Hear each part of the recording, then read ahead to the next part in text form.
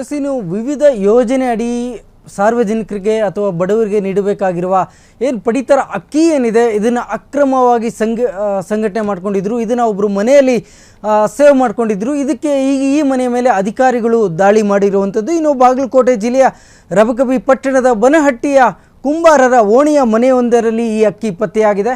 ರಾಘವೇಂದ್ರ ಗಂಗಪ್ಪ ತೇಲಿ ಎಂಬುವರ ಮನೆಗೆ ಸೇರಿದ್ದು ಈ ಮನೆಯಲ್ಲಿ ಸುಮಾರು 88,576 ರೂಪಾಯಿ ಬೆಲೆ ಬಾಳುವ ಅಕ್ಕಿ ಸಿಕ್ಕಿದೆ. ಅಂದರೆ ಸುಮಾರು 2,580 kg ಪಡಿತರ ಅಕ್ಕಿ ಈಗಲಿ ಸಿಕ್ಕಿದೆ. ಇದನ್ನು ಅಧಿಕಾರಿಗಳು ಈಗ ವಶಪಡಿಸ್ಕೊಂಡಿರುವಂಥದ್ದು. ಮಲ್ಲಪ್ಪ ವೆಂಕಪ್ಪ ಅತಣಿ, ರಾಘವೇಂದ್ರ ತೇಲಿ, ಎಸ್ ಇವರೆಲ್ಲ ಈ ಪ್ರಕರಣದಲ್ಲಿ ಪ್ರಮುಖ ಆರೋಪಿಗಳಾಗಿದ್ದಾರೆ.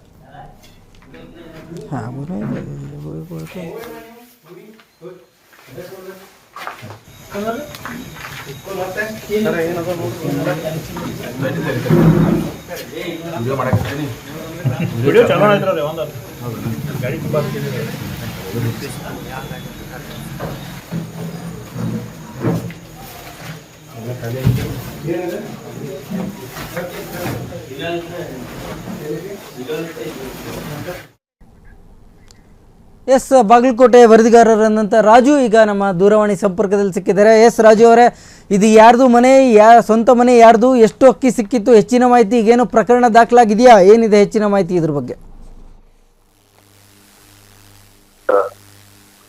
ಎಸ್ ರಾಘವೇಂದ್ರ ಅವರು ಏನು ಬಾಗಲಕೋಟೆ ಜಿಲ್ಲೆಯಲ್ಲಿ ಸರ್ಕಾರ ಸಾಕಷ್ಟು ಪ್ರಮಾಣದಲ್ಲಿ ಏನು ಬಡವರಿಗೆ ಅನುಕೂಲ ಆಗ್ಲಿಕ್ಕಿಂತ ಏನು ಅನ್ನ ಬಗ್ಗೆ ಒಂದು ಯೋಜನೆ ಅಡಿಯಲ್ಲಿ ಒಂದು ಅಕ್ಕಿಯನ್ನ ಕೊಡ್ತಾ ಇದ್ದಾರೆ. ಆದ್ರೆ ಕೆಲವೊಂದಿಷ್ಟು ಈ ಒಂದು ಅಕ್ಕಿಗಳು ಈಗ ಉಳ್ಳವರ ಪಾಲಾಗ್ತಾ ಇರುವಂತದ್ದು ಸಹಜವಾಗಿ ಕಂಡು ಬರ್ತಾ ಇದೆ. ಪದೇ ಪದೇ ಬಾಗಲಕೋಟೆ ಜಿಲ್ಲೆಯಲ್ಲಿ ಈ ಒಂದು ಘಟನೆ ನಡೆತಾ ಇರುವಂತದ್ದು.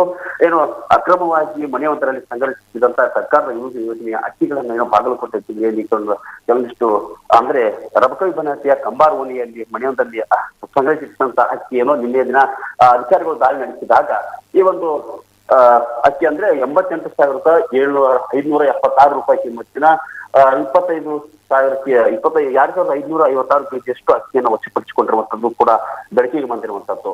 ಏನು ರಾಘವೇಂದ್ರ ಅಂತ ಏನಿದ್ದಾರಲ್ಲ, ಇವರು ರಾಘವೇಂದ್ರ ಮನೆ ಹತ್ತಿರ ಇರುವಂತ ಏನು ರಾಘವೇಂದ್ರ ಗಂಗಪ್ಪ ತೇಲಿ ಅವರ ಮನೆಯಲ್ಲಿ ಈ ರೀತಿ ಒಂದು ಅಕ್ರಮವಾಗಿ ಸಂಗ್ರಹಿಸಿದಂತ ಅಕ್ಕಿಯನ್ನ ಕಂಡು ಬಂದಿರುವಂತದ್ದು. ಇನ್ನು ಪೊಲೀಸರು ದಾಳಿ ನಡೆಸಿದಾಗ 4 ಜನರು ಕೂಡ ಈ ಒಂದು ಪ್ರಕರಣದಲ್ಲಿ ಕೂಡ ಇವರು ಪ್ರಕರಣ ದಾಖಲಿಸಿ ಈಗ ತನಿಖೆಯನ್ನ ಮುಂದೆ. ಎಸ್, ಥ್ಯಾಂಕ್ ಯು ರಾಜು ಅವರೇ ನಿಮ್ಮೆಲ್ಲ ಮಾಹಿತಿಗಾಗಿ.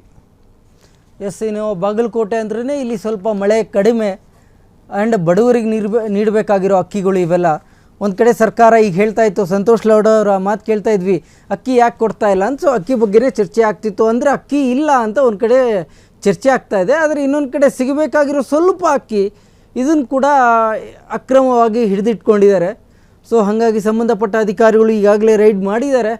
ಆದರೆ ಇದು ಒಂದು ಎಕ್ಸಾಂಪಲ್ ಮಾತ್ರ. ರಾಜ್ಯದ ಅನೇಕ ಕಡೆ ಈ ಥರ ಆಗ್ತಾ ಇದೆ. ಇನ್ನೊಬ್ಬರು ಈ ಥರದ ಅಕ್ಕಿಗಳನ್ನ ಮಾರ್ಕೊತಾರೆ ಬ್ಲ್ಯಾಕ್ ಮಾರ್ಕೆಟಲ್ಲಿ ಅಂತ ಕೂಡ ನಮಗೆ ಗೊತ್ತಿರೋವಂಥದ್ದೇ ವಿಚಾರ. ಹಳೆಯ ವಿಚಾರ, ಹೊಸದೇನೂ ಅಲ್ಲ. ಈಗಾದರೂ ಸಂಬಂಧಪಟ್ಟ ಅಧಿಕಾರಿಗಳು ಇದರ ಬಗ್ಗೆ ಗಮನ ಹರಿಸಬೇಕಾಗಿದೆ. ಹಾಗೆ ಇದು ಯಾವಾಗ ಗೊತ್ತಪ್ಪ ಅಂತಂದ್ರೆ ನಾವು ಅಂಕಿ ಸಂಖ್ಯೆ ಹೇಳಬೇಕಾಗತ್ತೆ. ಯಾಕಂದ್ರೆ ನಮ್ಮ ಕಣ್ಣು ಮುಂದನ ಆದಂಥ ಘಟನೆಗಳು. ಸರ್ಕಾರ ನಮ್ಗೆ ಫ್ರೀಯಾಗಿ ಅಕ್ಕಿ ಕೊಟ್ಟರೆ 18ರಿಂದ 20 ರೂಪಾಯಿಯನ್ನು ತಗೋತಾರೆ. ಅದರಿಂದ 30-35 ರೂಪಾಯಿಗೆ ಮಾರ್ತಾರೆ. ಇದು ಬಡವರ ಮೇಲೆ ಹೊಟ್ಟೆ ಮೇಲೆ ಕಾಲು ಹೊಂದಲ್ಲೋ, ಇದು ಅನ್ಯಾಯ ಹೊಂದಲ್ಲೋ, ಇದು ಭ್ರಷ್ಟಾಚಾರ ಹೊಂದಲ್ಲೋ. ಇದ್ರ ಬದಲ ನಾವೆಲ್ಲರೂ ಭ್ರಷ್ಟಾಚಾರ ಮುಕ್ತ ಮಾಡಾಕ ಹೊಂಟಾಗ ಈ ಭ್ರಷ್ಟಾಚಾರ ಜನರ ಬಗ್ಗೆ ಕಡಿವಾಣ ಸರ್ಕಾರ ಹಾಕಬೇಕು ಅಂತ ಕೈಯಿಂದ ನಾನು ಪತ್ರಿಕಾ ಮುಖಾಂತರ ಹೇಗೆ ಇದು ಯಾವಾಗ ಗೊತ್ತಪ್ಪ ಅಂತಂದ್ರೆ ನಾವು ಅಂಕಿ ಸಂಖ್ಯೆ ಹೇಳಬೇಕಾಗತ್ತೆ. ಯಾಕಂದ್ರೆ ನಮ್ಮ ಕಣ್ಣು ಮುಂದನ ಆದಂಥ ಘಟನೆಗಳು. ಸರ್ಕಾರ ನಮ್ಗೆ ಫ್ರೀಯಾಗಿ ಅಕ್ಕಿ ಕೊಟ್ಟರೆ 18ರಿಂದ 20 ರೂಪಾಯಿಯನ್ನು ತಗೋತಾರೆ. ಅದರಿಂದ 30-35 ರೂಪಾಯಿಗೆ ಮಾರ್ತಾರೆ. ಇದು ಬಡವರ ಮೇಲೆ ಹೊಟ್ಟೆ ಮೇಲೆ ಕಾಲು ಹೊಂದಲ್ಲೋ, ಇದು ಅನ್ಯಾಯ ಹೊಂದಲ್ಲೋ, ಇದು ಭ್ರಷ್ಟಾಚಾರ ಹೊಂದಲ್ಲೋ.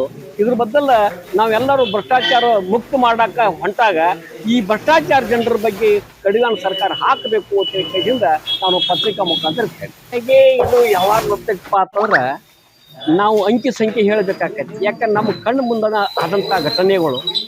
ಸರ್ಕಾರ ನಮ್ಗೆ ಫ್ರೀಯಾಗಿ ಅಕ್ಕಿ ಕೊಟ್ಟರೆ 18ರಿಂದ 20 ರೂಪಾಯಿಯನ್ನು ತಗೋತಾರೆ. ಅದರಿಂದ 30-35 ರೂಪಾಯಿಗೆ ಮಾರ್ತಾರೆ. ಇದು ಬಡವರ ಮೇಲೆ ಹೊಟ್ಟೆ ಮೇಲೆ ಕಾಲು ಹೊಂದಲ್ಲೋ, ಇದು ಅನ್ಯಾಯ ಹೊಂದಲ್ಲೋ, ಇದು ಭ್ರಷ್ಟಾಚಾರ ಹೊಂದಲ್ಲೋ.